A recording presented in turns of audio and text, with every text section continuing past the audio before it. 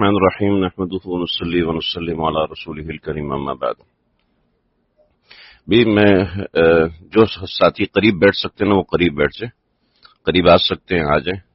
ابھی ہم تھکے ہوئے تو نہیں ہیں نا، ٹھیک ہے؟ جو جوان لوگ ہیں کیونکہ ٹیک جو لگا لیتا ہے تو شیطان اوور ٹیک کرتا ہے، پھر اس کو تو شیطان سے آگے نکلے یا خود، ویسے بھی ہم شیطان سے پیچھے ہی ہیں ابھی۔ ہاں ماشاء اللہ۔ بمنا کے میدان میں حاضر ہیں اور یہاں 1,24,000 انبیاء آئے ہیں، اور آج ہم جیسے گنہگار بھی یہاں موجود ہیں۔ جنید بغدادی رحمۃ اللہ تعالی علیہ ایک مرتبہ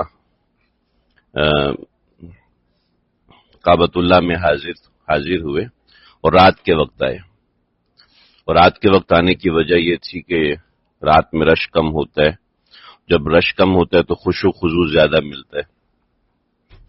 تو طواف کے دوران ایک لڑکی کی آواز آئی، وہ کوئی عشقی اشعار پڑھ رہی تھی۔ تو جنید بغدادی رحمۃ اللہ علیہ اسی وقت بولے، تمہیں شرم نہیں آتی کعبۃ اللہ کے اندر تم عشقی اشعار پڑھ رہی ہو؟ تو وہ کوئی مجذوبہ تھی، کوئی ایسی خاتون تھی جو اللہ سے خاص تعلق رکھتی تھی، بڑے جذب کی حالت میں رہتی تھی۔ تو وہ پہچان گئی، کہنے لگی جنید کس کا طواف کر رہے ہو؟ تو جنید بغدادی کو تو جھٹکا لگا، بھئی یہ کوئی خاص شخص ہے، کوئی خاص فرد ہے۔ تو کہنے لگے کہ کعبے کا طواف کر رہا ہوں۔ تو کہنے لگی اے اللہ تیری مخلوق بڑی عجیب ہے، مٹی کی بنی اور مٹی کے کعبے کا طواف کر رہی ہے۔ تو جنید بغدادی بڑے متاثر ہوئے، کہنے لگے یہ کوئی بزرگ خاتون ہے، کوئی اللہ والی ہے۔ تو کہا کہ آپ کس کا طواف کر رہی ہیں؟ تو کہنے لگی جنید میں تو اللہ کا طواف کر رہی ہوں، میں کعبے کا طواف تھوڑی کر رہی ہوں۔ کعبہ کیا ہے؟ وہ تجلیات مظہر الہی ہے۔ تجلیات مظہر الہی کا مطلب یہ ہے کہ اگر یہاں کعبۃ اللہ نہ ہو تب بھی ہم اس جگہ کا طواف کریں گے۔ وجہ اس کی ہے کہ اس مقام پر اللہ کی تجلیات اتر رہی ہیں، اور اس تجلیات سے چھینٹے جو ہے ہر کسی کو پڑ رہے ہوتے ہیں۔ لیکن کوئی پتھر دل سے پتھر دل آدمی ہوتا ہے، جب کعبے میں داخل ہوتا ہے تو آنسو نکل آتے ہیں، اور کوئی اس سے زیادہ پتھر دل ہوتا ہے تو کعبے کی دیوار کے پاس جاتا ہے تو آنسو نکل ہی آتے ہیں۔ آنسو نہ نکلے نکلی رونا آ ہی جاتا ہے، ایسا ہے نا؟ ہم سب نے اکثر و بیشتر اس کا مشاہدہ کیا ہے۔ بعض دفعہ کعبۃ اللہ آنے کے ساتھ ویسی کیفیت نہیں ہوتی، مگر جب دیوار کعبہ سے چمٹتے ہیں یا ملتزم سے چمٹتے ہیں تو اس وقت وہ کیفیت ملتی ہے جو کسی اور وقت میں نہیں ملتی ہے۔ تو ایسے آج کے دن منا اللہ کی تجلیات کا مظہر بنا ہوا ہے۔ یہاں حاجی ہنس رہا ہے، کھا رہا ہے، پی رہا ہے، سو رہا ہے، وہ اللہ کی تجلیات کے زیر سایہ ہے۔ وہ ایسے جیسے کعبے کے اندر بیٹھا ہوا ہے، جیسے جو قبۃ الاسود ہے کعبۃ اللہ کو جو خانہ ہے، جیسے اس کے اندر بیٹھا ہوا ہے، کیونکہ اللہ کی تجلیات اس وقت پورے منا پر ہیں، اور اس وقت پورے منا کے حاجیوں پر ہیں، ننگے سر ہیں، ننگے بدن ہیں، ننگے پاؤں ہیں۔ یہ اللہ کی طرف سے سہولیات ہیں۔ دو باتوں کا خاص طور پہ آج ہم شکر ادا کریں۔ پہلا شکر یہ ادا کرنا ہے کہ 1.25 ارب حاجیوں، 1.25 ارب مسلمانوں میں اللہ نے میرا انتخاب کیا ہے نا جی۔ 1.25 ارب مسلمانوں میں اللہ نے آج آپ کا انتخاب کیا۔ ہر بندہ یہ نا ان سب کا میرا انتخاب کیا۔ 1.25 ارب لوگوں میں اللہ نے مجھے 125 کروڑ انسانوں میں اللہ نے مجھے چنا ہے۔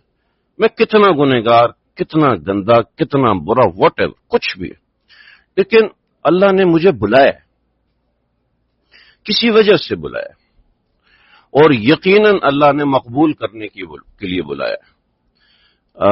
مردود وہ شخص ہوتا ہے جیسا کہ فرعون تھا، فَأَمَّا مَنْ طَغَى وَآثَرَ الْحَيَاةَ الدُّنْيَا فَإِنَّ الْجَحِيمَ هِيَ الْمَأْوَى۔ وہ جو طغا کرے، طغا مطلب کھلے عام اللہ کو ناراض کرے اور کہ اللہ کا عذاب آ کے دکھائے میرے اوپر، اس کو کہتے ہیں طغا۔ الحمدللہ ایسا کوئی بھی نہیں، گنہگار ہم سب ہیں، کلو بنی آدم خطا، ہر بنی آدم خطا کار ہے، میں بھی ہوں، آپ بھی ہیں، ہر کوئی ہے، کوئی تھوڑا ہے کوئی زیادہ ہے۔ اللہ نے تو 100 قتل کے مجرم کو معاف کر دیا، یعنی ہم اگر کسی پہ غصہ آتا ہے تو تھپڑ مارتے ہیں، اس کو غصہ آتا تھا بندہ مار دیتا تھا، وہ ایسا ظالم تھا۔ اتنی سی بات پہ غصہ آیا، راہب سے کہا میری مغفرت ہوگی، کہتا کوئی نہیں ہوگی، کہ جاؤ، تلوار نکالی، اس کا سر بھی قلم کر دیا، تو نے کہا کیسے؟ پھر بھی اللہ تعالیٰ نے اس بندے کو معاف کر دیا۔ کیوں معاف کیا؟ بخاری کی روایت ہے، وہ آدمی راستے میں گرا اور اس کے یوں ہاتھ کھلے ہوئے، یوں ہاتھ کھلے ہوئے ہیں، اور یوں ہاتھ کھلتے ہوئے یوں گرتے ہوئے مرا ہے۔ اور یوں ہاتھ اس نے کیوں کھولے؟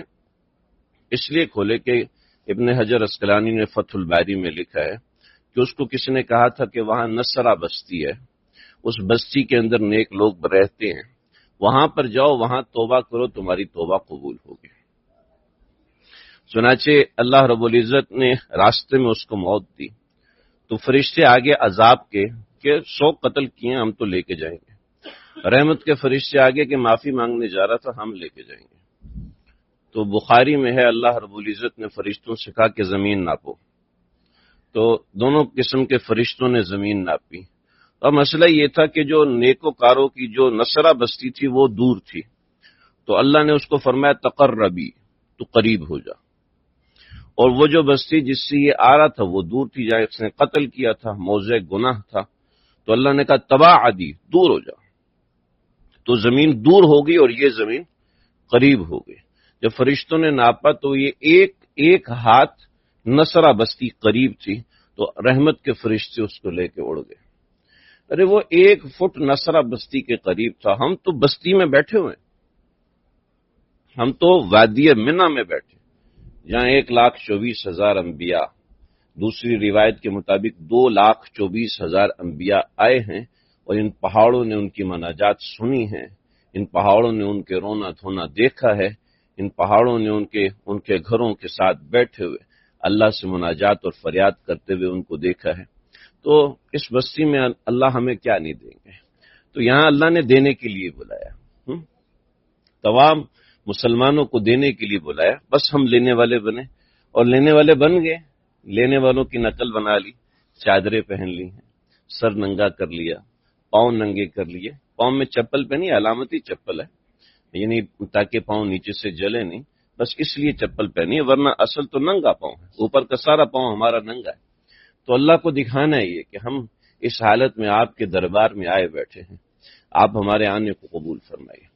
اس کا شکر یہ ہے کہ ہم کثرت سے تلبیہ پڑھیں، ذرا میرے ساتھ پڑھیں بھی، لبیک اللہم لبیک، لبیک لا شریک لک لبیک، ان الحمد والنعمت لک والملک لا شریک لک، لبیک اللہم لبیک، لبیک لا شریک لک لبیک، ان الحمد والنعمت لك والملك لا شريك لك، لبيك اللهم لبيك، لبيك لا شريك لك لبيك، ان الحمد والنعمت لك والملك لا شريك لك۔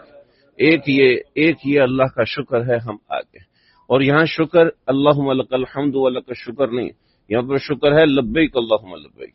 یہ تلبیہ جو ہے یہ یہاں کا شکر ہے، اور کثرت سے پڑھیں، جس قدر پڑھ سکتے ہیں۔ حدیث میں آتا ہے جو شخص ایک مرتبہ جب تلبیہ پڑھتا ہے حالت احرام میں تلبیہ پڑھتا ہے، تو جتنے پتھر ہیں اور جتنے سخت ذرات ہیں، یعنی پتھر یا ریت یا یہ جو ذرات ہیں، اور جتنے یہ روڑے کنکر یہ مزدلفہ میں آپ کو ملیں گے، کروڑوں کی تعداد میں ملیں گے، یہ سارے کے سارے اس بندے کے ساتھ مل کے تلبیہ پڑھتے ہیں، اور اس سب تلبیہ کا ثواب اس بندے کے نام اعمال میں لکھا جاتا ہے۔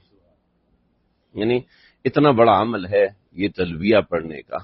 تو ایک تو یہ شکر ہے، دوسرا الحمدللہ اللہ نے ہمیں بڑی اچھی جگہ عطا فرمائی، بہت ہی اچھی جگہ ہے یہ اب آپ دوسرے خیموں میں جا کے دیکھیں، آپ کو ہیٹ محسوس ہو رہی ہوگی۔ جو ہماری کمپنی کے خیمے ہیں اس میں اس وقت ہیٹ محسوس ہو رہی تھی. ہم الحمدللہ پل کے نیچے، اس ساری گرمی پل ابزارو کر رہا ہے ہمارا. یہ ان ایسیوں کا کمال نہیں ہے، ٹھیک ہے. یہ اللہ کا شکر ادا کریں، ہمیں اللہ نے بڑی اچھی جگہ عطا فرمائی ہے. اس پہ اللہ کا شکر ادا کرنا اور دل سے مشکور رہنا ہے کہ اللہ ہم اس قابل نہیں تھے کہ آپ نے ہمیں اپنے دربار میں بلایا. ہم اپنی زندگی میں پیچھے پلٹ، میرے ایک دوست ہیں قطر میں جاب کرتے ہیں، تو اچھا یہ میں واقعہ تو ان کا سنا رہا ہوں، مگر حال میرا بھی ہے، حال ہم سب کا یہی ہے، ہم سب کا حال یہی ہے. کہنے لگے کہ بھئی وہ آج کل میں 55 سال عمر ہو گئی، آج کل دماغ خراب ہو رہا ہے کہ بس یہاں سے میں یو ایس شفٹ ہو جاؤں، وہاں زیرو سے شروع کروں. میں نے ان سے پوچھا کہ بھئی کیا عمر ہوگی؟ کہتے 55 سال ہو گئی. میں نے کہا بھئی 55 سال مزید ہیں؟ کہتا ہے پکی بات ہے، 55 سال مزید تو نہیں. یہ سوال میں بھی اپنے آپ سے کروں، آپ بھی کریں. 55 سال مزید نہیں ہے میرے پاس.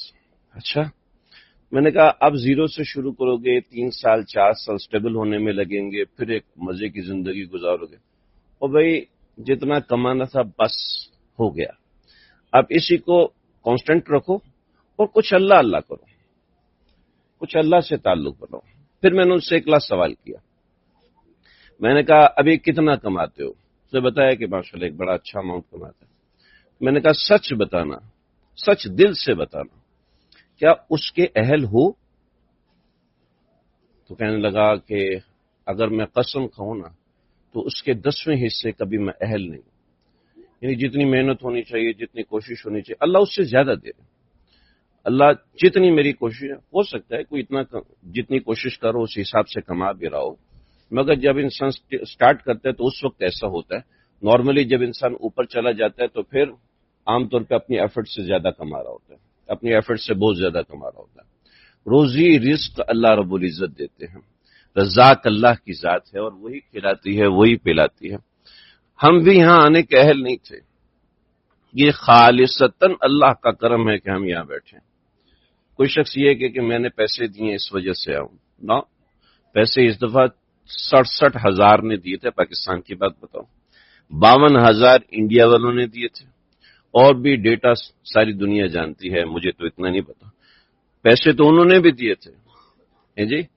اور کتنے لوگ ہیں جو مہینے کا لاکھوں کروڑوں کماتے ہیں، پیسے ان کے پاس بھی ہیں، وہ کیوں نہیں آئے؟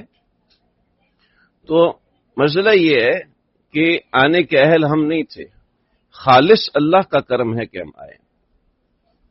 اللہ آپ کی اٹینشن کسی اور طرف ڈائیورٹ کر دیتے، کسی اور کام پہ لگا دیتے، کوئی ایسا مسئلہ ہو جاتا. یہ اللہ کا اختیار ہے. کتنے حجاج یہاں پر آئے ہیں، کتنے حاجی یہاں پر آئے، اور آنے کے بعد کیا ہوا؟ آنے کے بعد ایکسیڈنٹ ہوا، ایکسیڈنٹ کی وجہ سے ایسا مسئلہ ہوا، ابھی ہاسپٹل میں پڑے ہوئے. ہمارے ساتھ 2018 میں ایک حاجی صاحب تھے، جو ایک خاتون تھیں، بڑی عمر تھی، اور ہم سے حج سے تقریباً ہم 25 دن پہلے آئے. حج سے 25 دن پہلے ہم یہاں پہنچے ہیں، اور حج سے 2 دن پہلے ایسے شدید بیمار ہوئیں کہ ان کا بچہ، بیٹا ان کو لے کے جدہ چلا گیا. اور پھر حج کے دن میدان عرفات میں ایمبولینس میں آئی ہیں اور ایمبولینس سے پھر واپس چلے گئی ہیں. بیٹے نے پوچھا کیا کرنا، میں نے کہا بھی اتنے دم دینے ہوں گے تو کم از کم ان کا فرض حج ادا ہو گیا. بقیہ جانے سے پہلے امید ہے اللہ کرے گا سٹیبل ہو جائیں گی جیسے ڈاکٹر کہہ رہے ہیں. تو جانے سے پہلے اللہ نے ان کو صحت دی، تو تقریباً 20-25 دن کے بعد انہوں نے طواف زیارت کیا. مدینے سے واپس آئے، طواف زیارت ان کو کروایا اور پھر واپس لے کے گئے. تو ہمارے لیے آسان ہو گیا، ہمیں سمجھ میں آ رہا ہے کہ ایسا ہے. میرے ساتھ میں نے بھی واقعہ سنا تھا. ہمارے ابھی مینا میں ہی ہمارے ڈاکٹر صاحب، ان کی پاؤں کی ہڈی ٹوٹ گئی. بہترین اپنی اماں کو حج کروانے آئے تھے، خود ویل چیئر پہ حج کر رہے ہیں. تو یہ اللہ تعالیٰ کا کرم ہے، اللہ کا احسان ہے. اللہ نے کسی آزمائش میں نہیں ڈالا. اس پہ اللہ کا کروڑوں شکر ادا کریں کہ اللہ نے ہم سب کو یہاں پر بلایا اور یہاں کے مقامات کی معرفت حاصل کریں. اپنے دل کو یہاں سے کنیکٹ کریں، دل کو اس مقام سے جوڑیں. حضرت ابراہیم علیہ السلام یہاں پر اپنا بیٹے کو ذبح کرنے کو تیار بیٹھے تھے، اپنے خاندان کو قربان کرنے کو تیار بیٹھے تھے، اللہ کی مرضی کے سامنے، اللہ کی منشا کے سامنے. تو تمام انبیاء نے یہاں پر حاضری دی ہے، اس مقام پہ حاضری دی ہے، اور آج ہم لوگ بھی اس مقام پہ حاضری دینے کے لیے تیار بیٹھے ہوئے ہیں اور اس جگہ پہ بیٹھے ہوئے ہیں، اللہ کا شکر ادا کرنا ہے۔ حج کیا ہے؟ حج نام ہے صبر کرنے کا، مشکلات پہ صبر کرنے کا۔ ابھی ہمیں کیا مشکل ہے؟ ابھی ہمیں مشکل ہے کہ ہم نے اپنے کپڑے نہیں پہنے ہوئے، احرام میں الجھن ہو رہی ہے، اور ذرا پیچھے چلے جائیں تو لوگوں کو الجھن ہے، ان کو شدید گرمی لگ رہی ہے، اس سے پیچھے چلے جائیں تو الجھن ہے، شوگر لو ہو گئی، اس سے پیچھے سے یہ تکلیف ہے۔ آج اس کے علاوہ کوئی اور تکلیف نہیں ہے۔ جو 80s میں ہمارے ایک دفعہ میں حج میں تھا تو ایک گروپ میں ہمارے ایک بزرگ تشریف لائے تھے ہمارے خیمے کے اندر بیان کرنے کے لیے۔ انہوں نے 80s کا حج بتایا۔ 80s کا حج یہ ہوتا تھا کہ گاڑی مل جانے والا خوش نصیب آدمی تھا، کبھی چھکڑے کی چھت پہ بیٹھتے تھے اور کبھی اس کے یعنی گاڑی کے ساتھ لٹک جاتے تھے، بس زیادہ سے زیادہ خوش نصیب آدمی یہ تھا، ورنہ گاڑی کا تو سوال ہی نہیں، ہر کسی کو پیدل چل کے پہنچنا ہوتا تھا۔ مینا میں آ کے اپنا خیمہ لگاتے تھے، گیس والے سلنڈر لے کے آتے تھے، اپنا آٹا دال چاول ساتھ لے کے آتے تھے، خود پکاتے تھے، یہ نہر زبیدہ سے پانی بھرتے تھے، اور پھر آہستہ آہستہ پانی کا انتظام ہوا، دیگر چیزیں ہوئیں۔ تو ایسا مشکل حج تھا، اللہ نے ہمیں آج بڑی راحتوں میں رکھا، بڑی سہولتوں میں رکھا۔ تو حج نام ہے صبر کا۔ ہمارے ایک بزرگ نے اپنا ایک واقعہ سنا کہ ہمارے ساتھ ایک شیخ صاحب تھے، پہلے زمانے کے جو نواب ہوتے تھے وہ نواب ہوتے تھے جو سونے میں کھیلتے ہوتے تھے، یعنی ایسا ہوتا تھا جب بچی کی شادی ہونی ہے تو بچی کی شادی میں بچی کے وزن کے برابر انہوں نے سونا دینا ہوتا تھا، یعنی نواب ایسے ہوتے تھے۔ تو وہ اپنے زمانے کے نواب تھے پاکستان میں 90s کے درمیان کا واقعہ بتا رہے ہیں، 90s کے اینڈ کا واقعہ انہوں نے بتایا۔ کہنے لگے کہ انہوں نے اس زمانے میں بہت بڑا پیکیج لیا، یعنی اتنا بڑا پیکیج لیا خاص طور پہ حکومت سعودی سے، ایسا پیکیج لیا کہ حرم میں بھی ان کو سیکورٹی ملتی تھی، حرم میں بھی سیکورٹی، پھر دیگر مشاعر میں بھی ان کے لیے سیکورٹی تھی، اور خاص الخاص ان کا انتظام تھا، ہر چیز ان کے لیے سیپریٹ الگ، مینا میں بھی عرفات میں بھی، اور اسپیسیفک ان کے لیے بڑا اچھا انتظام۔ کہنے لگے کہ ان کی بیوی آئی اور حرم شریف میں آئی اور بیچاری کبھی نکلی نہیں تھی باہر، اس نے طواف کا چکر لگایا تو بے ہوش ہو گئی، بے ہوش ہوئی تو اس کو کوئی اٹھا کے لے کے گیا ہسپتال میں پہنچے تو وہ ڈر گئے، کہنے لگے یہ تو کوئی شہزادے کی بیوی ہے، وہ اس نے اتنا تو سونا پہنا ہوا تو بازوؤں تک، تو ڈر گئے، کہا ہم نے ہاتھ لگایا تو گڑبڑ نہ ہو جائے، اس کو یہاں سے جدہ بھیج دیا۔ جب جدہ والوں نے دیکھا وہ بھی ڈر گئے، انہوں نے ریاض بھیج دیا۔ اب ان کی پہنچ اتنی زیادہ تھی کہ انہوں نے مکہ ٹی وی، جدہ ٹی وی سب میں اعلان کروایا کہ ہاں بھئی یہ تصویر ہے، یہ بندہ ہے، تو کوئی اطلاع دے تو اس کو ہم اتنے پیسے انعام دیں گے۔ کوئی اطلاع نہیں۔ اب جدہ ٹی وی تک تو رسائی ہے، کسی کو اندازہ بھی نہیں کہ وہ ریاض چلی جائے گی اتنا دور۔ وہ جب اٹھی ہے تو اس کو سمجھ میں آئی کہ بھئی یہ تھوڑا سا میرے ساتھ ہو گیا، نازک سی تھی، ظاہر بات ہے اتنے امیر گھرانے کی۔ اس کو ہوش آیا، 1-2 دن ٹریٹمنٹ ہوا، پھر کل اس کو 6 دن گزر گئے اس سارے پروسیجر میں۔ واپس جب مکے پہنچی ہے تو جناب اس کا بھی رو برا حال، اس کا بھی رو برا حال۔ مکے پہنچی ہے تو رابطہ کیا، ڈھونڈا، تلاش کیا، تو پھر پتہ چلا کہ یہ قصہ ہوا ہے، شور سے ملی، پھر پتہ چلا 6 دن اللہ تعالیٰ نے رلایا۔ ہاں لے دو، پیسوں کے ذریعے سے آپ کو سہولت مل جائے، مال کے ذریعے سے سہولت آپ کا مقدر ہے، راحت آپ کا مقدر ہے جو اللہ تعالیٰ نے آپ کو دینی ہے۔ حج نام ہے مشقت کا۔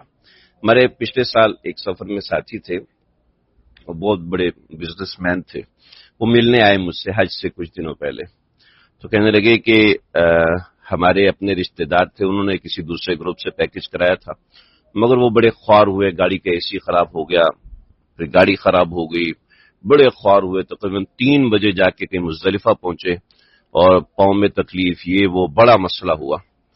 تو مجھے کہنے لگے کہ یار ہم نے بڑا ایسا ویسا کر دیا، بڑا نقصان ہو گیا ہمارا۔ تو کہنے لگے میں نے ان کو ایک جملہ کہا کہ جو ہم نے حج میں سنا تھا، وہ جملہ میں آج آپ کو بتاؤں، جس کو جتنی مشقت ہوگی اس کا حج اتنا اونچا ہوگا۔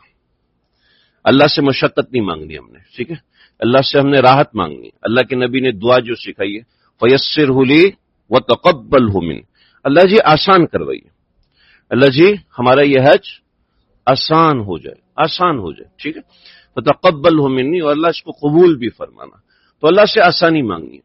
لیکن مشکل آ گئی تو زبان بند رکھنی ہے، ٹھیک ہے، زبان بند رکھنی ہے۔ نبی علیہ الصلوۃ والسلام نے یہی چیز ہمیں سکھائی، شریعت نے ہمیں یہی چیز سکھائی کہ اللہ کے راستے کی مشقت، قرآن مجید میں آتا ہے، علامہ آلوسی رحمۃ اللہ علیہ نے اس کی تفسیر میں لکھا ہے، رب السجن احب الی مما یدعوننی الیہ۔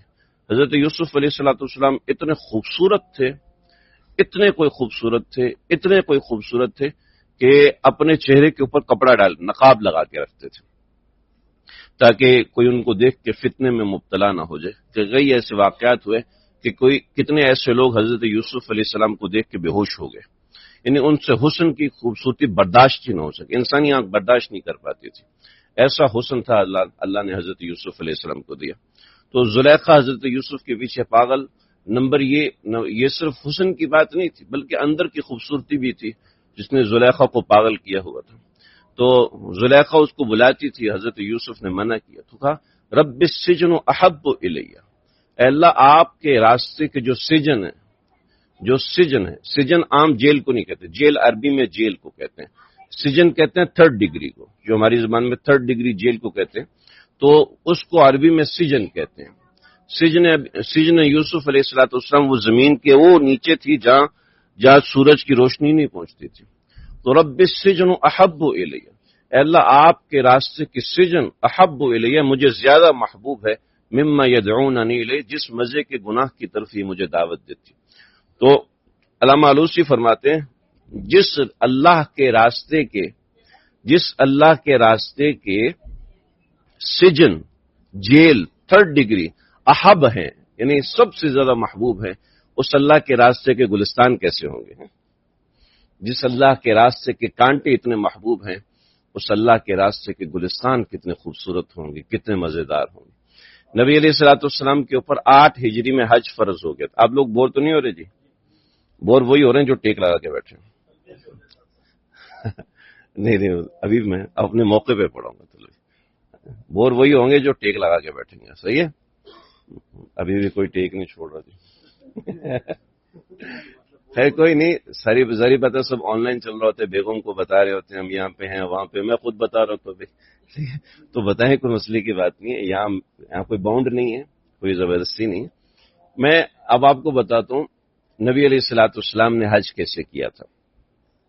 نبی علیہ الصلوۃ والسلام کا حج جو تھا وہ حج قران تھا، مگر حج قران کیسے تھا وہ آپ کو سمجھاتا ہوں۔ نبی علیہ الصلوۃ والسلام پر 8 ہجری میں حج فرض ہو گیا، لیکن آپ نے حج نہیں کیا۔ 9 ہجری میں حج فرض تھا، آپ صلی اللہ علیہ وسلم نے نہیں کیا۔ 10 ہجری میں جا کر آپ نے حج کیا۔ وجہ اس کی کیا تھی؟ وجہ اس کی بڑی زبردست۔ 8 ہجری میں ڈیٹس اپنی جگہ پر سٹیبل نہیں ہوئی تھی، 9 ہجری میں بھی ڈیٹس اپنی جگہ پر سٹیبل نہیں ہوئی تھی۔ یہاں پر ایک قبیلہ تھا جس قبیلے کا نام تھا نسی، انما النسی زیادۃ فی الکفر، تو اسی نام سے ایک قبیلہ تھا، قبیلہ نسی۔ یہ جو ابرہہ کا لشکر آیا تھا نا، تو ابرہہ کے لشکر کو جو حملہ کرنے پہ راغب کیا تھا وہ نسی نے کیا تھا، راغب تو نہیں کیا تھا، مگر ابرہہ نے نا ایک دوسرا کعبہ بنا لیا، تو انہوں نے اس کے کعبے میں جا کے گندگی کر دی، قضاء حاجت کر دی۔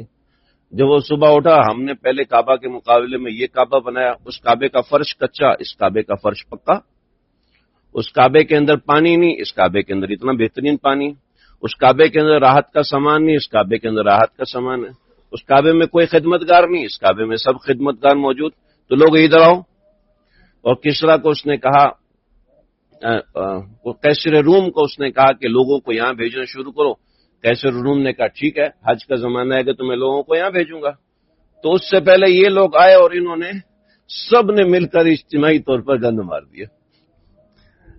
اب جب صبح آئے تو دیکھا بھائی یہ کیا بنایا ہوا ہے، ہمارے کعبے کا تو تباہی پھیر دی۔ کہ یہ کس نے کیا ہے؟ اب کیسے پتہ چلے؟ تو قریب میں عربوں کا قبیلہ تھا، قبیلہ نسی، تو لوگوں نے ان کے پاس آئے تو کسی کو پیسے ویسے کھلائے تو بتا دی یہ سارا ہمارا کارنامہ ہے۔ تو اس نے کہا اچھا، تو یہ تو کعبۃ اللہ کے متولی ہیں. اچھا ان کو یہ چڑ ہوئی ہے کہ ہمارا کعبۃ اللہ ایسا ہے ویسا ہے، لہٰذا ہم ان کے کعبے پہ چڑھائی کریں گے. تو یہ قبیلہ نسیج جو تھا نا، یہ تھا بہت شرارتی. اللہ تعالیٰ کبھی کسی کی شرارتوں سے بڑے کام لے دیتے ہیں. ایسا ہوا آپ صلی اللہ علیہ وسلم معراج سے واپس تشریف لائے. تب معراج سے واپس تشریف لانا ایک ایسا کام تھا جو کہ بتانا بڑا عجیب سا محسوس ہوتا ہے. جیسے ایک غریب آدمی ہے، اور غریب فتو فقیر، گندی سے چپل پہنی ہے اور چلنے کا بات کرنے کا سلیقہ نہیں ہے، وہ کہتے ہیں یار 5-6 کروڑ کی ڈیل تو میں ایسے ہی کر لیتا ہوں. تو آپ کو ہنسی آئی ہوئی، کیسی بات کرے، شکل دے گی. 2 روپے کا ٹوتھ پیسٹ خرید نہیں سکتا اور تو 5 کروڑ کی بات کر رہا ہے. پتہ چل جاتا ہے امیر آدمی کے رکھ رکھاؤ سے پتہ چلتا ہے، غریب آدمی کے رکھ رکھاؤ سے پتہ چلتا ہے. تو کوئی بڑی بات کسی کو بتانی ہو تو کوئی اس کا سینیریو ہوتا ہے، اس کا کوئی رکھ رکھاؤ، کوئی پروٹوکول ہوتا ہے نا. وداؤٹ پروٹوکول آپ کسی کو کوئی بھی بات بتاؤ تو سامنے والا تو نہیں مانے گا. اب آپ صلی اللہ علیہ وسلم رات کے وقت گئے ہیں بیت المقدس، پھر بیت المقدس سے گئے آسمانوں پر، پھر 7 آسمان گھوم کر جنت المعلیٰ جنت کو دیکھ کر آئے، اللہ سے ملاقات کر کے پھر واپس آئے، پھر بیت المقدس آئے، حضرت موسیٰ، حضرت نوح، حضرت ابراہیم، حضرت عیسیٰ، ان سب سے ملاقات ہوئی، پھر واپس آئے اور صبح واپس بھی آ گئے. اب یہ بات کیسے بتائیں؟ اب یہ بات تو بتانا سمجھ میں نہیں آتا. تو باہر نکلے تو ابو جہل سامنے میں کھڑا ہوا تھا. تو آپ صلی اللہ علیہ وسلم کے چہرے کو دیکھ کے کہنا لگتا ہے شام سے گھوم کر آئے ہو. آپ کا مذاق اڑانے کے لیے کہا، تھکے ہوئے تو ایسے ہو، لگتا ہے کہ شام سے گھوم کر آئے. ہاں شام سے گھوم کر آئے ہوں، بیت المقدس سے گھوم کر آئے ہوں. کہا پھر تو تم نے نبیوں سے بھی ملاقات کی. اب بیت المقدس نبیوں کی جگہ ہے. الذی بارکنا حولہ لنریہ من آیاتنا سبحان الذی اسری بعبدہ لیلا من المسجد الحرام الى المسجد الاقصى الذی بارکنا حولہ لنریہ من آیاتنا. تو کہنے لگا پھر تو نبیوں سے بھی ملے. کہاں ابراہیم سے ملا ہوں، موسیٰ سے ملا ہوں، عیسیٰ سے. ادھر سب کو جمع کیا، سب کو بتایا. جب سب کو بتایا تو سب نے کہا اچھا تم تو یہ بتاؤ پھر بیت المقدس کی کھڑکیاں کتنی؟ آپ نے بتایا اتنی. بیت المقدس کے دروازے کتنے؟ آپ نے بتایا اتنے. اب وہ بات جو بتانے میں آپ امبیرس محسوس کر رہے تھے، وہ بات آپ نے بڑے مزے سے بتا دی. تو بعض مرتبہ کسی کی شرارت بڑی فائدے مند ہو جاتی ہے. تو یہاں پر حضرت قبیلہ نسی نے جو شرارت کی، تو شرارت کی وجہ سے ابرہہ جو ہے وہاں سے نکلا اور کعبۃ اللہ پہ اس نے اٹیک کیا. میں بتا رہا تھا قبیلہ نسی جو ہے وہ شرارتی قبیلہ تھا. اس کے پاس آتے تھے قریش مکہ، یار ہماری ہو رہی ہے جنگ، اب اگلا مہینہ آ رہا ہے رجب کا، رجب میں جنگ کر نہیں سکتے، تو آپ اعلان کرو کہ اس مرتبہ شعبان پہلے آئے گا، رجب بعد میں آئے گا. تو اب یہ اعلان کر دیتے، اور ان کا اعلان معتبر تھا، رؤیت ہلال کمیٹی تھا. اب انہوں نے اعلان کر دیا، بات ماننی پڑے گی. اب وہ حکومت ان کی بات مان کے اعلان کر دیتے. جو سرداران تھے قبیلہ نسی کہتا ہے اس دفعہ شعبان پہلے ہے، رمضان اس کے بعد آئے گا، پھر آئے گا رجب کا مہینہ، ساتھ ہی ذوالحج، چاروں اکٹھے ہو جائیں گے. تو لوگ بات مانتے. تو اس طرح تاریخیں بدلی ہوئی پڑی تھیں. تاریخیں بدلی ہونے کی وجہ سے تاریخیں اپنی جگہ پہ سٹیبل نہیں تھیں. تو تاریخ سٹیبل نہ ہونے کی وجہ سے آپ صلی اللہ علیہ وسلم نے حج نہیں کیا. پھر اگلے سال بھی تاریخیں سٹیبل نہیں تھیں، آپ نے حج نہیں کیا. پھر اس سے اگلے سال جا کے تاریخیں سٹیبل ہوئیں، پھر آپ نے حج کیا. جو پڑھے لکھے لوگ ہیں ان کے ذہن میں سوال آ سکتا ہے، نبی علیہ الصلوۃ والسلام پیغمبر بھی تھے، اور 8 ہجری میں تو آپ کے پاس بادشاہت بھی آ گئی، تو آپ تاریخیں سٹیبل کر دیتے نا، تاریخیں چینج کر دیتے. لیکن آپ دیکھیں نبی علیہ الصلوۃ والسلام صرف بادشاہ نہیں تھے بلکہ پیغمبر بھی تھے، اور پیغمبر تربیت کرتا ہے. یاد رکھیے گا، آپ کا کام تربیت کرنا ہوتا ہے، باپ کا کام تربیت کرنا ہوتا ہے، بڑے کا کام تربیت کرنا ہوتا ہے، سیدھا کرنا نہیں ہوتا. اب تجھے میں سیدھا کرتا ہوں، بڑے کا کام تربیت کرنا ہے. پیغمبر علیہ الصلوۃ والسلام نے قوم کی تربیت کی ہے. آپ نے کہا کل سے تاریخیں یہ، آپ نے کہا جب تاریخیں خود اپنے ٹائم پر آئیں گی تو تب میں حج کروں گا. اور تاریخیں خود اپنی جگہ پر آ کے پھر نسی کی حکومت نہ چلی، تاریخیں آہستہ آہستہ سٹیبل ہونے لگی. جب 3 سال بعد تاریخیں اسٹیبل ہوئی پھر آپ صلی اللہ علیہ وسلم نے حج کیا. تو آپ اس سے سمجھیں دین آپ کو یہ نہیں سکھاتا کہ آپ ڈنڈا لے کے کھڑے ہو جاؤ. دین آپ کو یہ سکھاتا ہے کہ آپ مزاج کے حساب سے تربیت کرو. یہ بات مجھے سمجھ میں آتی ہے، تمہیں بھی یہ کرنی پڑے گی. نہیں، اس کا نام تربیت نہیں ہے. چلو ایک ضمنی بات آئی. نبی علیہ الصلوۃ والسلام نے 10 ہجری میں حج فرمایا. جب آپ نے حج کا ارادہ کیا تو آپ نے سب لوگوں کو بتایا کہ میں نے حج کا ارادہ کر لیا ہے، سب لوگ میرے ساتھ حج کرنے کو چلیں. چنانچہ لوگ جمع ہونے شروع ہوئے مدینہ شریف کے اندر، اور تقریباً 30,000 صحابہ مدینہ منورہ میں جمع ہو گئے. آپ صلی اللہ علیہ وسلم نے ایک تاریخ میں احرام باندھا، ذوالقعدہ کے آخری تاریخوں میں آپ صلی اللہ علیہ وسلم نے احرام باندھا، اور احرام باندھا آپ نے ذوالحلیفہ، یہ مسجد مدینہ منورہ سے باہر ہے، بیر علی، اس جگہ کو کہتے ہیں ذوالحلیفہ. یہاں سے آپ نے احرام باندھا، اور احرام باندھ کر آپ نے تلبیہ پڑھا. اس میں مختلف اقوال ہیں، بہت ساری روایتیں. میں ابھی یہ روایتیں پڑھا کہ میں سنن نبی داؤد کے اندر. تو آپ صلی اللہ علیہ وسلم نے یہاں سے احرام باندھا. صحابہ کرام کا آپس میں کئی مقامات پہ اختلاف ہے. تو آپ نے صرف حج کا احرام باندھا. آپ صلی اللہ علیہ وسلم نے صرف حج کا احرام. ذرا مجھے بتائیے گا، صرف حج کا احرام باندھا جائے تو اس کو کیا کہتے ہیں؟ صرف حج کا احرام باندھا جائے تو اس کو کیا کہتے ہیں؟ اس کو حج افراد کہتے ہیں. ٹھیک ہے، اس کو کیا کہتے ہیں؟ یاد رہے گا انشاءاللہ. پھر آپ صلی اللہ علیہ وسلم کے اوپر وحی نازل ہوئی کہ آپ حج کے ساتھ عمرے کا احرام بھی باندھے. تو آپ نے لبیک حجن و عمرۃن، آپ نے دونوں کا احرام باندھ دیا.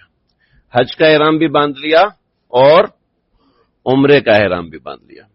بعضی لوگوں کو کنفیوژن ہوتی ہے کہ اللہ کے نبی نے تو ایک حج کیا، تو یہ مولوی صاحب آپ نے 3 حج کیسے بنا لیے؟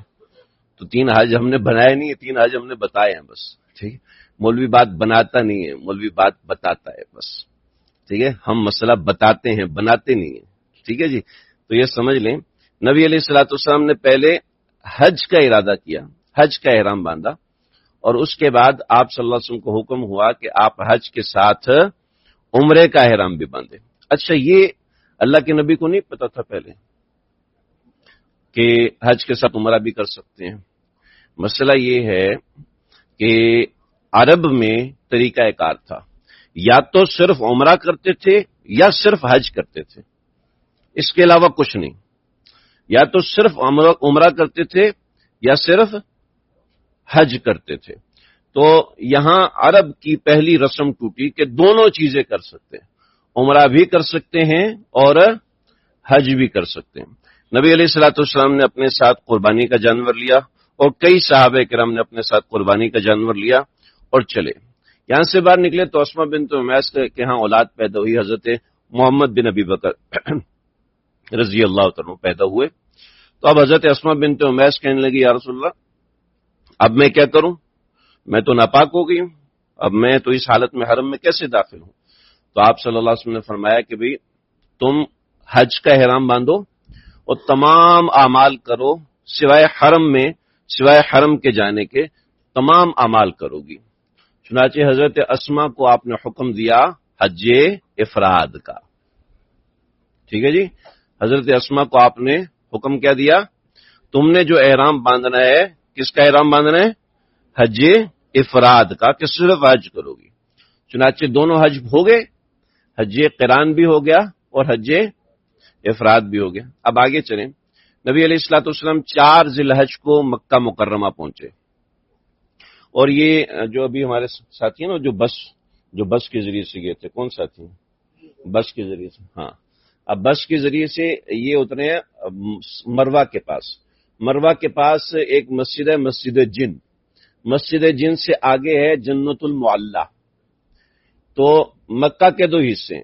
ایک ہے آپ مروہ پہاڑ سے اوپر کی طرف جائیں، مروہ کی طرف سے اوپر کی طرف جائیں تو اس کو کہتے ہیں معلی، اور آپ باب فہد سے، باب عبدالعزیز سے نیچے کی طرف آئیں تو اس کو کہتے ہیں مسفلہ. مسفلہ اسٹیشن بھی ہے جہاں عام طور پہ جب رش ہوتا ہے تو گاڑی وہاں پر اتارتی ہے، تقریباً 700-800 میٹر کا فاصلہ ہے. تو یہ ہے مسفلہ اور یہ ہے معلی. آپ علیہ الصلوۃ والسلام معلی کے راستے سے تشریف لائے. اور معلّہ کے راستے سے آتے ہوئے آپ باب السلام سے اندر داخل ہوئے اور حرم کے صحن کے اندر آپ نے حرم کے صحن میں آپ آ کے رک گئے، لیکن اس سے پہلے آپ معلّہ میں رکے اور رات آپ نے معلّہ میں گزاری، اور رات معلّہ میں گزارنے کے بعد پھر صبح آپ عمرے کے لیے تشریف لائے۔ پھر کہہ رہا ہوں عمرے کے لیے تشریف لائے، اس کی وجہ بتاتا ہوں، غلطی سے نہیں کہا، سوچ سمجھ کے کہا، حدیث میں آتا ہے۔ تو آپ صلی اللہ علیہ وسلم عمرے کے لیے تشریف لائے، چنانچہ اس طرف آپ کو ایک دروازہ نظر آئے گا، عمرہ گیٹ۔ عمرہ گیٹ، اصل میں اس موقع پہ آپ عمرہ گیٹ سے نہیں آئے، اس موقع پہ آپ باب السلام سے آئے اور اجیاد گیٹ کی طرف سے آپ اندر تشریف لائے۔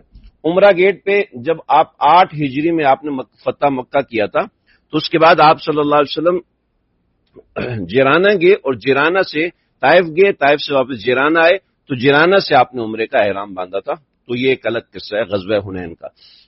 تو یہاں نبی علیہ الصلوۃ والسلام نے رات میں معلّہ میں آرام فرمایا، اور معلّہ میں آرام فرمانے کے بعد صبح آپ عمرے کے لیے آئے۔ اس لیے وہاں سے نکلنے کے ساتھ مستقل میں کہہ رہا تھا کہ ہم جائیں گے، جا کے آرام کریں گے، 5 گھنٹے 6 گھنٹے جتنا ہو سکے اتنا آرام کریں گے۔ تو اللہ جزائے خیر دے افضال بھائی کو، میرا کارڈ ہی اتنا لیٹ ہو گیا کہ مجھے لمبا آرام کرنا پڑا۔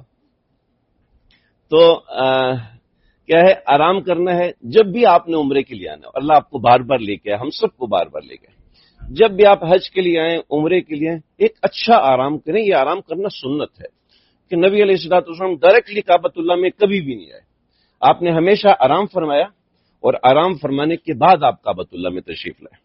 حالانکہ اللہ کے نبی کی طلب جیسی تو ہماری ہو ہی نہیں سکتی نا، جتنا کعبے سے تعلق اللہ کے نبی کا، میرا آپ کا کہاں ہو سکتا ہے بھائی۔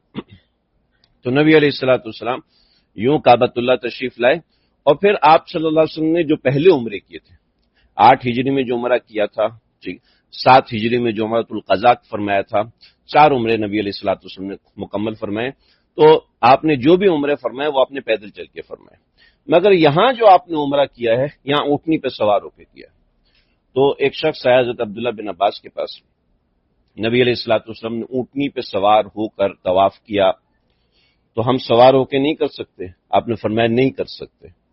کیوں نہیں کر سکتے؟ اس لیے نہیں کر سکتے کہ نبی علیہ الصلوۃ والسلام اونٹنی پر سوار اس لیے تھے کہ وہاں سے چلے تھے 30,000 لوگ تھے، اور چلتے چلتے چلتے مکے پہنچتے پہنچتے 1.25 لوگ ہو گئے، 1.25 صحابہ آپ کے ساتھ شامل ہو گئے، 1,25,000 لوگ ہیں، اور ہر کوئی مشتاق ہے میں اللہ کے نبی کو دیکھوں۔ ٹھیک ہے، جب ہر کوئی مشتاق ہے کہ وہ اللہ کے نبی کو دیکھے تو کیا ہوگا؟ پھر چھینا جھپٹی ہوگی، لڑائی جھگڑا ہوگا، نمبر 1، نمبر 2 پتہ ہی نہیں چلے گا اللہ کے نبی کدھر ہے نا، ایسے ہی ہوگا نا۔ چنانچہ آپ اونٹنی پر سوار ہو گئے تاکہ سب لوگ آپ کے ارکان کو دیکھیں۔ سب سے پہلے آپ اونٹنی سے نیچے اترے اور آپ نے حجر اسود کا بوسہ دیا، اور اس کے بعد تمام ارکان میں آپ نے استلام فرمایا، دونوں ہاتھوں سے استلام فرمایا۔ بعض روایت میں آپ نے محجن، آپ کے ہاتھ میں ایک چھڑی تھی، اس کے ذریعے سے آپ نے کعبۃ اللہ کی طرف کیا اور پھر اس کو بوسہ دے دیا۔ تو یہ آپ نے اس طرح استلام فرمایا۔ کبھی سنت پہ بھی عمل کر لینا چاہیے کہ آپ کے ہاتھ میں کوئی تسبیح ہے، یہ کاؤنٹر کی بات نہیں، کوئی تسبیح ہے تو تسبیح اس طرف کیا اور اس کو بوسہ دے دیا، تو اس طریقے کا بھی کبھی استلام کر لینا چاہیے، تاکہ محجن والی سنت بھی، محجن آپ کی چھڑی کا نام تھا۔ عربوں میں طریقہ تھا، ہر کسی چیز کو کوئی نہ کوئی نام دیتے، ہر دروازے کو نام دیتے ہیں، دروازے کا نام یہ ہوتا ہے۔ ہمارے ہاں تو نہیں ہوتا نا، ہمارے ہاں تو گھر کا نام دانش منزل یا فلاں منزل یا فلاں منزل ہوتا ہے، اس کے علاوہ کچھ نہیں ہوتا۔ عربوں میں یہ چیز تھی کہ گھوڑے کو بھی نام دیتے ہیں۔ آپ صلی اللہ علیہ وسلم کے پاس ایک خچر تھا جس کا نام تھا دلدل، خچر کا نام بھی آپ نے رکھا، بکری کا نام بھی رکھا، ٹھیک ہے، آپ کے اونٹوں کا نام بھی ہے، اونٹنی کا نام بھی، قصوہ مشہور ہے، یعلا مشہور ہے، تو آپ کی مختلف اونٹنیاں تھیں، ان میں سے ایک اونٹنی قصوہ تھی، تو آپ قصوہ پہ سوار ہیں، اور آپ نے طواف کے ساتھ چکر لگائے۔ پھر اس کے بعد زمزم کے کنویں پر آئے اور حضرت عباس سے کہا کہ پانی نکالو۔ حضرت عباس نے پانی نکالا تو آپ نے فرمایا کہ اگر مجھے لڑائی جھگڑے کا اندیشہ نہ ہو تو میں خود پانی نکالتا۔ پھر آپ علیہ الصلوۃ والسلام نے پانی نکالا اور پانی پیا، اور پھر پانی کے اندر کلی کی اور اس کو لے کر کے اس کو زمزم میں ڈال دیا۔ چنانچہ زمزم اللہ کے نبی کا جھوٹا ہے، یعنی زمزم جب آپ پئیں تو یہ تصور کریں کہ میں اللہ کے نبی کا جھوٹا پی رہا ہوں۔ کیا بات ہے۔ زمزم کے اوپر حضرت اسماعیل کی ایڑیاں لگی ہوئی ہیں، اور زمزم اللہ کے نبی کا جھوٹا ہے، آپ صلی اللہ علیہ وسلم نے اس کو پی کر اس میں کلی کیا ہے اور اس کو کنویں میں ڈالا ہے، اور آج تک اس کی برکات اس میں محفوظ ہیں، کیونکہ کسی اور کی برکات رہے نہ رہے، اللہ کے نبی کی برکات کوئی چیز ختم نہیں کر سکتی۔ ہمارے ایک ساتھی مکہ میں پڑھنے والے، ہمارے ساتھی تو نہیں، ہمارے اساتذہ میں سے ہیں، تو جو ہمارے استاد ہیں مولانا یعقوب صاحب، ابو داؤد شریف پڑھا رہے تھے، انہوں نے ان سے سوال کیا کہ میاں مجھے سمجھ میں نہیں آتی، زمزم کا پانی اتنا زیادہ، یہ مکس تو نہیں کرتے؟ تو کہنے لگے کہ یہ ایک بڑی عجیب سی بات آپ کو بتاؤں، چونکہ وہ مکہ کے تھے، مکہ کے رہنے والے تھے، کہنے لگے یہ بڑی عجیب سی بات ہے، جتنے پاؤں پڑتے ہیں مکے میں، جتنے پاؤں پڑتے ہیں، یعنی آبادی زیادہ ہوگی، رش زیادہ ہو گیا تو پانی کی رفتار اتنی تیز ہو جاتی ہے، اتنا زیادہ ہو جاتا ہے، لوگ کم ہوتے ہیں تو پانی خود بخود کم ہو جاتا ہے، یعنی پاؤں کے چلنے کی وجہ سے زمزم میں اضافہ ہوتا ہے، کم چلنے کی وجہ سے زمزم میں کمی آ جاتی ہے۔ یہ اللہ نے عجیب معجزہ، اور ایسے ہزاروں معجزے مشہور ہیں، فضائل آب زمزم کے نام سے کتاب ہے، بہت سارے واقعات اس میں درج ہیں۔ تو آپ نے زمزم پیا، اپنے اوپر بھی ڈالا، اس کے بعد آپ نے واجب الطواف پڑھی، اور واجب الطواف پڑھ کے صفا مروہ کی صحیح کے لیے چلے گئے۔ صفا مروہ کی صحیح مکمل ہوئی تو آگے جو معاملے ہوئے اس کو ذرا سمجھے۔ صفا مروہ کی صحیح مکمل ہونے کے بعد آپ نے اس تمام صحابہ کرام سے فرمایا کہ بھئی کون کون ہے جو جانور ساتھ لے کر آیا؟ تو کچھ ہی صحابہ تھے جو اپنے ساتھ جانور لے کر آئے تھے، بقیہ سب کو آپ نے فرمایا سر منڈاؤ، عمرے کا احرام کھول دو۔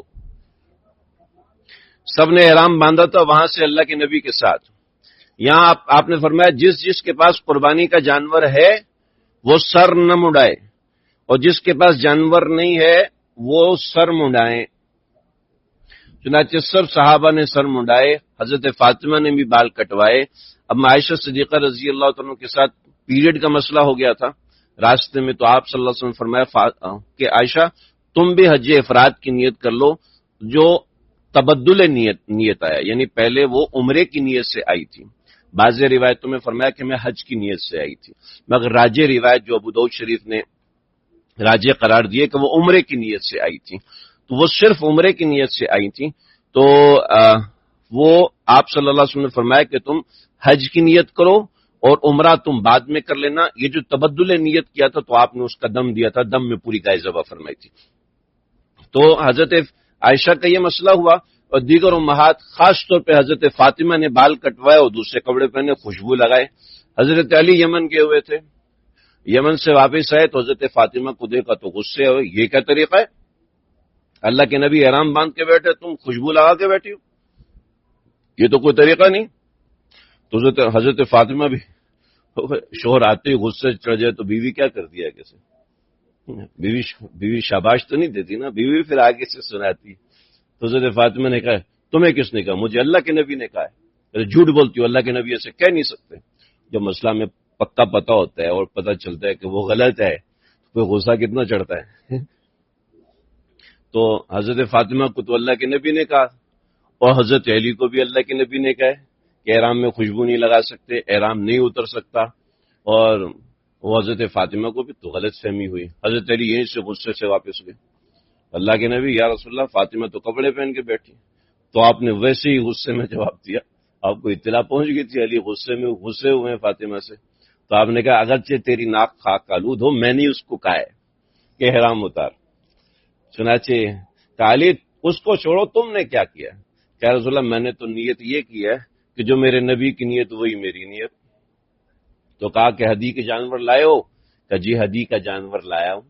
کہ ہدی کے جانور لایا تو پھر تم قارن ہو، تم اسی طرح احرام باندھ کے رکھو، عمرہ مکمل ہو گیا پھر حج کو نکلیں گے۔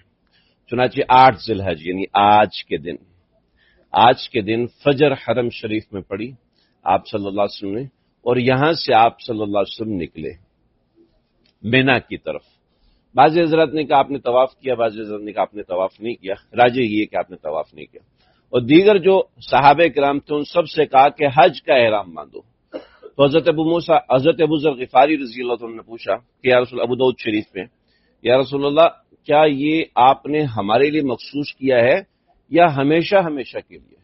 تو آپ نے دو باتیں ارشاد فرمائی، دو مختلف روایتیں.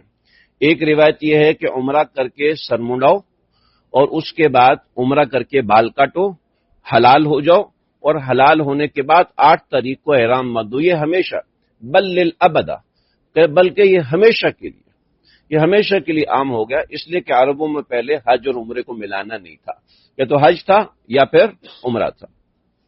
ٹھیک ہے، تو آپ نے کہا یہ تو ہمیشہ کے لیے. بلکہ دوسری روایت میں حضرت ابو موسیٰ اشعری نے پوچھا کہ یہ جو ہم نے پہلے نیت اور کی تھی اور اب یہ نیت اور کی تھی، تو آپ نے فرمایا بل لکم خاصہ، یہ صرف تم لوگوں کے لیے. یعنی ہم ایسا کریں وہاں سے نیت اور کر کے یہاں پہ نیت آ کے اور کر دیں، ایسا نہیں کر سکتے. تبدل نیت جائز نہیں ہے، جو کرے گا اس کے اوپر دم واجب ہوگا، جیسے کہ آپ نے حضرت فاطمہ کی نیت کا تبدل کروایا اور پھر اس کے اوپر دم بھی دیا. سمجھ میں آگی بات یہاں تک؟ آپ صلی اللہ علیہ وسلم کا حج سمجھ میں آیا؟ تو آپ صلی اللہ علیہ وسلم نے فرمایا کہ اگر مجھے پہلے پتا ہوتا جو معاملہ اللہ نے مجھے بعد میں بتایا، اگر وہ معاملہ مجھے پہلے پتا ہوتا، کیا کہ ایسا کریں کہ عمرہ کریں اور عمرہ کر کے سر منڈائیں اور اس کے بعد 8 تاریخ کو احرام باندھیں، تو میں بھی ایسے ہی کرتا. تو یہاں سے سامنے آیا تمتع، اور یہاں سے سمجھ میں آیا کہ تمتع بھی پسندیدہ حج ہے. فمن تمتع بالعمرۃ الی الحج فما استیسر من الحج، قرآن مجید میں اللہ رب العزت حکم، جو کہ حج اور عمرہ دونوں سے استفادہ کرے اور اس طریقے سے استفادہ کرے جیسے عام طور پہ ہم سب نے کیا. تو نبی علیہ الصلوۃ والسلام نے اس کو پسند فرمایا، لیکن خود چونکہ قران فرمایا تو قران سب سے افضل ہے. اس کے بعد تمتع ہے کہ اس میں دونوں چیزیں آتی ہیں، اور اس کے بعد افراد ہے کہ اس میں صرف ایک چیز آتی ہے. بات سمجھ میں آ گئی بھائی؟ 8 تاریخ کو آپ مینا تشریف لائے اور مینا آپ نے خاموشی سے مینا میں وقت گزارا. عصر کے بعد آپ نے ایک خطبہ دیا اور مختصر سا خطبہ تھا. اس کے بعد عصر، مغرب، عشاء اور فجر کی نماز پڑھی. فجر کا طلوع آفتاب ہوا تو آپ صلی اللہ علیہ وسلم نے فرمایا کہ نمیرہ کے اندر میرے لیے ایک خیمہ لگاؤ جو کہ بالوں کا بنا ہوا ہو. آج جہاں مسجد نمیرہ ہے تو اس کو مقام نمیرہ کہتے ہیں. تو اس جگہ پر آپ صلی اللہ علیہ وسلم کے لیے خیمہ لگایا گیا تھا. چنانچہ آپ صلی اللہ علیہ وسلم کے لیے خیمہ لگایا گیا. قریش یہاں بڑے پریشان تھے، کیونکہ قریش کا طریقہ، بور تو نہیں ہو رہے بھی آپ لوگ؟ قریش کا طریقہ کار یہ تھا کہ قریش میدان عرفات نہیں جاتے تھے، کیونکہ میدان عرفات حدود حرم سے باہر ہے. ٹھیک ہے، 2 باؤنڈری لائنز ہیں یہاں پر، ایک حدود حرم کی باؤنڈری ہے، ایک میقات کی باؤنڈری ہے. ٹھیک ہے، تو حدود حرم کی باؤنڈری جو ہے، جیسے مسجد عائشہ حدود حرم کی باؤنڈری سے باہر، جیرانہ حدود حرم کی باؤنڈری سے باہر ہے. تو یہ آپ صلی اللہ علیہ وسلم کو دیکھ رہے تھے کہ آپ حدود حرم سے باہر جاتے ہیں یا نہیں جاتے. تو عرفات سے آپ نے پہلے اعلان کیا کہ میرے لیے وہاں خیمہ لگاؤ. تو ان کو شک پڑ گیا کہ آپ باہر جائیں گے تو قریش کی شان تھوڑی تھے. مسلمان تو ہو گئے تھے، لیکن مسلمان ہونے کے بعد فوری ساری اصلاح تو نہیں ہو جاتی نا. تو پریشان تھے کہ اللہ کے نبی جائیں گے کہ نہیں جائیں گے. چنانچہ آپ نے عرفات میں خیمہ لگایا اور چلتے چلتے آپ عرفات پہنچ گئے. ظہر کی نماز سے پہلے آپ صلی اللہ علیہ وسلم عرفات پہنچے ہیں اور وہاں پر ظہر اور عصر کی نماز آپ نے اکٹھی پڑھائی. ظہر کی نماز، عصر کی نماز اکٹھی پڑھائی. دونوں نمازیں 2 رکعت کر کے پڑھائیں. فقہی مسئلہ ہے، انشاءاللہ اس کو ڈسکس کریں گے. ہمارے ہاں معاملہ یہ ہے کہ اگر امیر حج امام الحج ہوتا ہے، اگر اس کے پیچھے نماز ادا کی جائے تو پھر دونوں جمع بین الصلاتین کرتے ہیں، اور جیسے اللہ کے نبی نے ادا فرمائی. اور اگر امیر حج کے پیچھے ادا نہیں ہو رہی تو پھر اپنے اپنی جگہوں پہ اپنے اپنے خیموں میں ادا کرتے ہیں. پھر اس میں بھی اختلاف ہے، مسئلہ بڑا تفصیلی ہے. پھر افضل یہ ہے ہمارے نزدیک کہ اپنے خیموں میں پڑھ رہے ہیں تو الگ الگ پڑھیں، ورنہ ساتھ ملا کے بھی پڑھ سکتے ہیں، جیسے کہ انوار مناسک کو دیگر کتابوں میں لکھا ہے. مگر راجح وہی ہے کہ الگ الگ پڑھنا بہتر ہے، کیونکہ قرآن کے موافق زیادہ ہو رہا ہے. کیونکہ بعد میں اختلاف ہوا، حضرت عثمان کا اختلاف ہوا رضی اللہ تعالیٰ عنہ کا، دیگر صحابہ کا اختلاف ہوا، ابن مسعود کا اختلاف ہوا، بہت سی ایسی چیزیں. خیر وہ ایک الگ بات ہے. مغرب کے وقت آپ صلی اللہ علیہ وسلم نے فرمایا کہ اب یہاں سے نکلنا شروع کرو۔ مغرب کے وقت لوگوں میں ایسا جوش، ایسا ولولہ تھا کہ نبی علیہ الصلوۃ والسلام نے دیکھا اور آپ نے فرمایا لوگ اتنے جوش میں آ رہے ہیں، تو آپ نے فرمایا علیکم السکینہ علیکم الوقار علیکم السکینہ علیکم الوقار۔ وہاں سے نکلتے ہوئے آپ مزدلفہ پہنچے ہیں۔ مزدلفہ میں آپ نے مغرب اور عشاء اکٹھی پڑھائی ہے، ایک اقامت کے ساتھ، ایک اذان کے ساتھ آپ نے مغرب اور عشاء پڑھائی، اور مغرب اور عشاء کے بعد آپ صلی اللہ علیہ وسلم نے سو گئے اور پوری رات آپ نے آرام فرمایا، پوری رات آرام۔ اچھا، عرفات میں ایک چھوٹی سی چیز میں عرض کر دوں، نبی علیہ الصلوۃ والسلام نے نمیرہ میں آ کے قیام کیا، اور قیام کرنے کے بعد آپ صلی اللہ علیہ وسلم جبل رحمت کے پاس آ گئے، اور آپ نے فرمایا کہ یہ جبل رحمت عرفہ کی نشانی، پھر بعد میں اس کے اوپر نشان بنا دیا گیا۔ اس کے بعد پھر آپ یہاں سے ہٹے اور ایک اور مقام پر آئے، وہاں پر آ کے آپ نے دعا فرمائی، تقریباً 5-6 گھنٹے طویل آپ نے دعا فرمائی ہے۔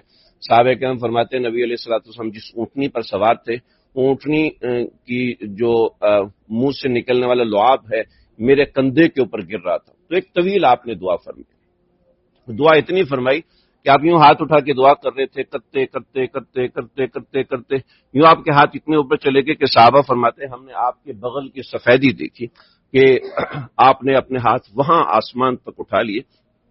مغرب کا وقت ہوا، آپ یہاں سے نکلے، مغرب عشاء مزدلفہ میں ادا فرمائی، اور فجر ہوتے ہی آپ صلی اللہ علیہ وسلم رمی کے لیے تشریف لے کر گئے، اور آپ نے رمی کی، اور رمی کرنے کے بعد آپ نے فرمایا کہ ہاں قربانی کے جانور لے کر آؤ۔ 33 یا 34، ایک ہی روایت میں دونوں باتیں ہیں کہ 33 یا 34 اونٹ آپ نے اپنے ہاتھ سے نحر فرمائے، اور اس کے بعد پھر حضرت علی سے کہا کہ میں تھک گیا ہوں، تھوڑا سا میرا ساتھ دو، تو حضرت علی نے برچھا نیچے سے پکڑا اور آپ نے اوپر سے پکڑا، اور 33 یا 34 اونٹ آپ نے اس طریقے سے حضرت علی کی مدد سے ذبح فرمائے، یوں 67 اونٹ ہو گئے۔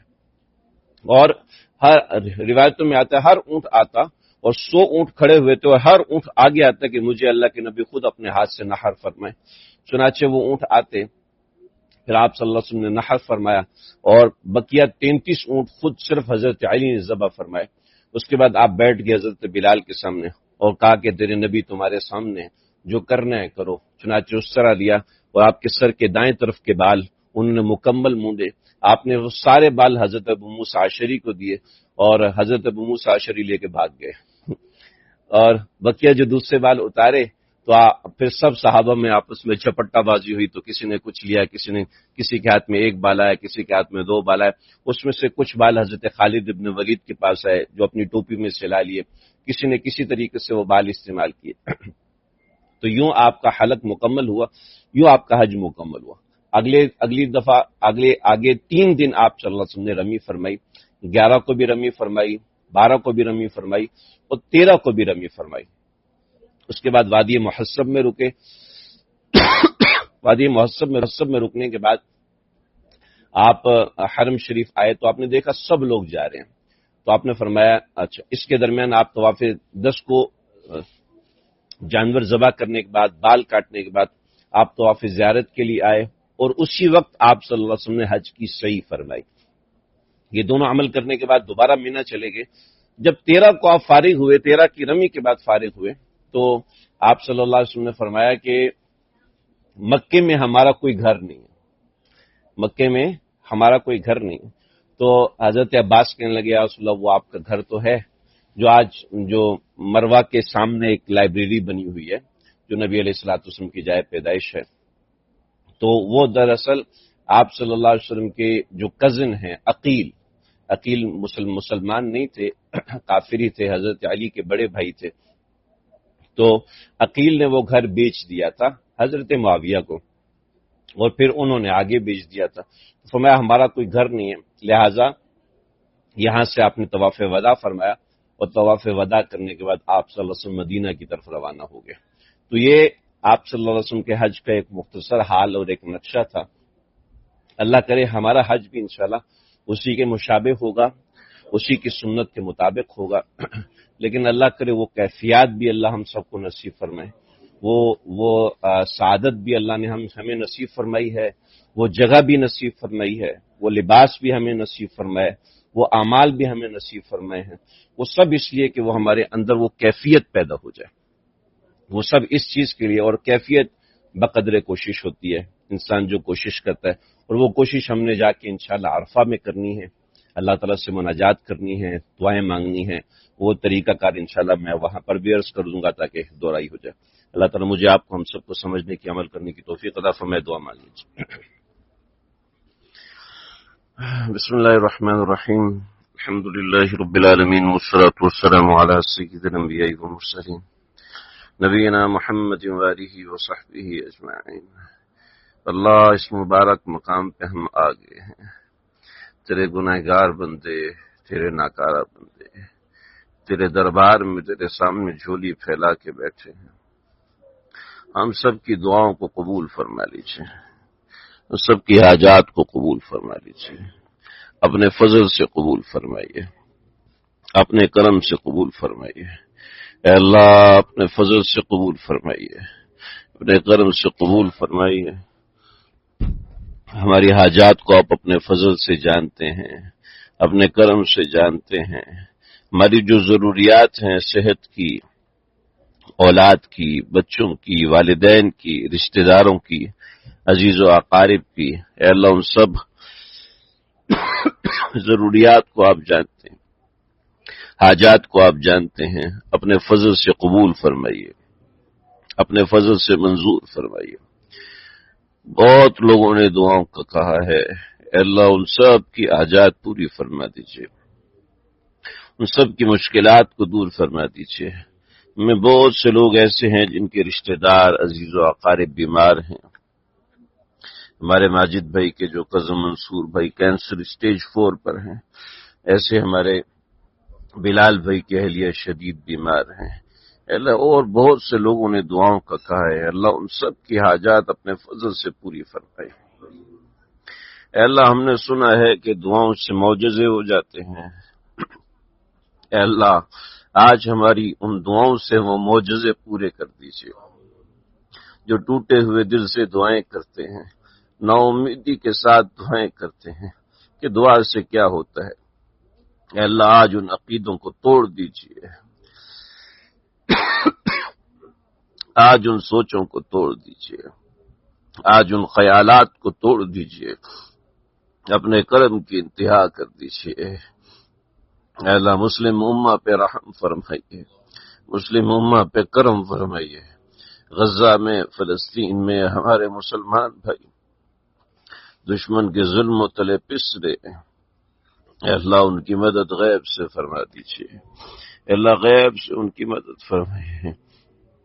آپ نے ابابیل بھیجے تھے، اپنی رحمت کا کرشمہ دکھایا تھا، اے اللہ آج وہاں پر ابابیلوں کی ضرورت ہے، اپنا کرم فرما دیجیے ان مسلمانوں پر۔ ہم مسلم امہ اس وقت بے شرم بن کے ان کے حالات کو دیکھ رہی ہے۔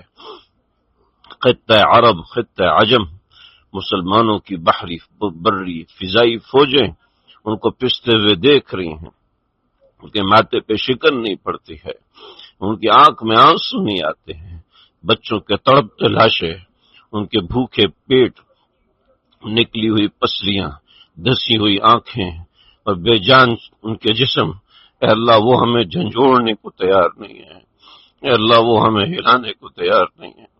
اللہ اللہ، آپ اپنی دست قدرت سے کرم فرمائیے، اللہ اپنے دست قدرت سے کرم فرمائیے۔ اے اللہ دشمن کو نیست و نابود فرما دیجیے۔ تیرے نبی نے فرمایا ہے وقت آئے گا جب مسلم امہ کا روب اہل کفر کی آنکھوں سے نکل جائے گا۔ اے اللہ آج وہ وقت آ چکا، آج وہ وقت آ چکا کہ دشمن ہمارے روب سے عاری ہو چکا۔ ان کو کوئی ڈر نہیں، ان کو کوئی خوف نہیں کہ مسلم امہ اتنی بڑی تعداد میں ہے، وہ ارادہ بھی کرے تو ہم ملیا میٹ ہو سکتے ہیں۔ اے اللہ ہمیں ہمت عطا فرمائیے، ہماری فوجوں کو ہمتیں عطا فرمائیے، غیرتیں عطا فرمائیے، اتحاد ملی نصیب فرمائیے، اتحاد امت مسلمہ نصیب فرمائیے۔ اے اللہ ہم سب کی مدد فرمائیے۔ ہم میں جتنے لوگ بیمار ہیں، پریشان حال ہیں، کسی تکلیف میں مبتلا ہیں، ان سب کی حاجات کو پورا فرمائیے۔ جن لوگوں نے ہمیں تمام حجاج کرام کو دعاؤں کا کہا، ان سب کی حاجات کو اپنے فضل سے کرم سے پورا فرمائیے. اللهم ربنا تقبل منا انك انت السميع العليم وتب علينا انك انت التواب الرحيم وصلى الله تعالى على خير خلقه محمد وآله وصحبه أجمعين.